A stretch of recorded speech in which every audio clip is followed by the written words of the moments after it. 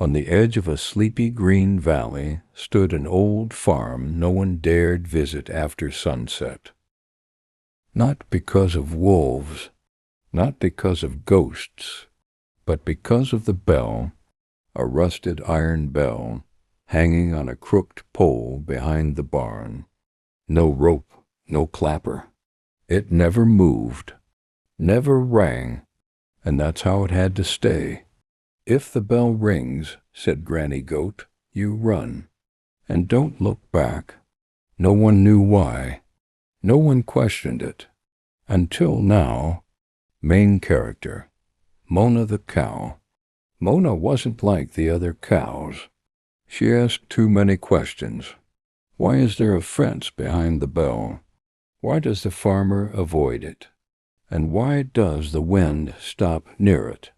One night, during a strange thunderstorm, the bell rang. Once.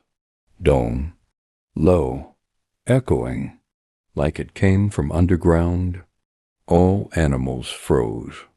Lightning flashed, and in that brief second, Mona saw a figure standing near the bell. It looked just like her. The next morning no one remembered the sound. Only Mona. But the barn door was scratched. Feathers were scattered near the well, and the scarecrow's face had changed direction. Mona couldn't ignore it.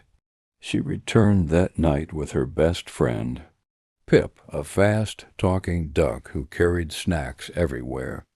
"This is a bad idea," Pip quacked, "but I brought popcorn." They waited. The wind stopped, and the bell rang again. Dong, dong. From the shadows out stepped another Mona. Same spots, same eyes, but darker, faster. The clone Mona spoke. "You were supposed to stay asleep. I woke up first, and now I get to stay." Suddenly a crack split through the ground. A mirror farm, upside down and silent, shimmered beneath their hooves. Animals with blank faces walked in circles. A rooster crowed backward. Pip fainted. Mona ran, but every step echoed double. Her clone chased her, shouting riddles and memories from dreams she never told anyone. "Who told you about the pond at midnight? What did you see in the farmer's pocket?" She reached the bell, the real one. It was pulsing, alive. Mona climbed it and, with all her strength, rung it once more. Dong. Light exploded from inside the barn. Suddenly Mona woke up. Dawn. Normal sounds. Pip was snoring beside her. But something was different. The bell was gone, and a note hung in its place. "Thanks for letting me sleep, M." Later that day, Mona saw her reflection in the pond. It blinked. A second too late. Mona couldn't stop thinking about the reflection in the pond. The way it blinked late. The note on the missing bell. "Thanks for letting me sleep, M." Was it her? Or the clone? Had they switched? That night she stayed awake. She walked past the barn, past the well, to the crooked pole where the bell once hung.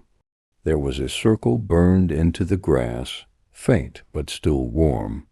In the center a single white feather, glowing faintly.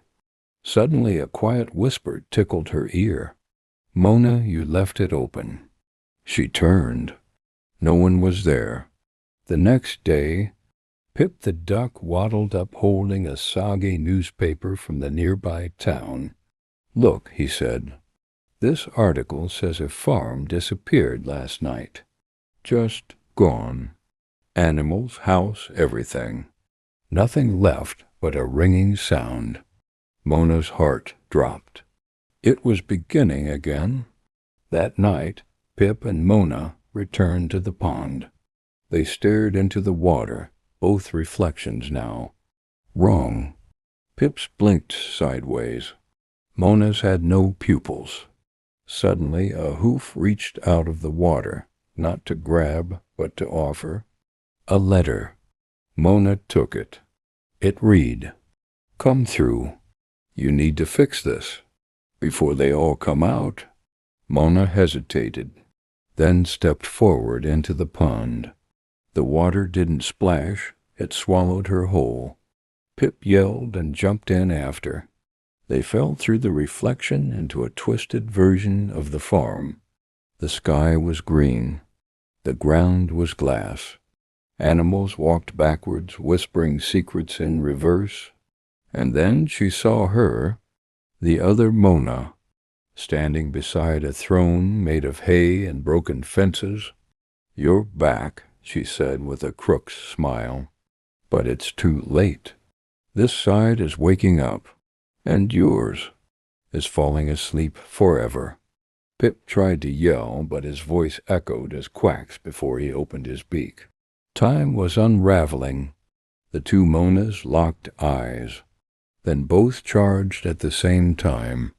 They collided, and the world split into 100 mirrored shards. Each shard showed a different version of the farm. One where Mona was a villain, one where Pip was a general, one where the bell never existed, one where they never woke up. Mona grabbed the shard that felt most real, her memory of the night the bell rang. She hurled it into the sky. A loud dong shook the entire dream world. The reflections shattered. The fake Mona screamed and dissolved into smoke. Mona and Pip awoke on the real farm. But the pond was dry. The bell was back, hanging still, silent. But now the animals treated her differently. They nodded, moved aside, whispered her name, and under the bell a new plaque had been nailed. Mona the Brave, first watcher of the reflection gate. That night, before bed, she found another note on her haystack. "Some bells don't wake the world. Some bells wake you." Mona smiled and gently tied a rope to the bell, just in case she ever needed to ring it again.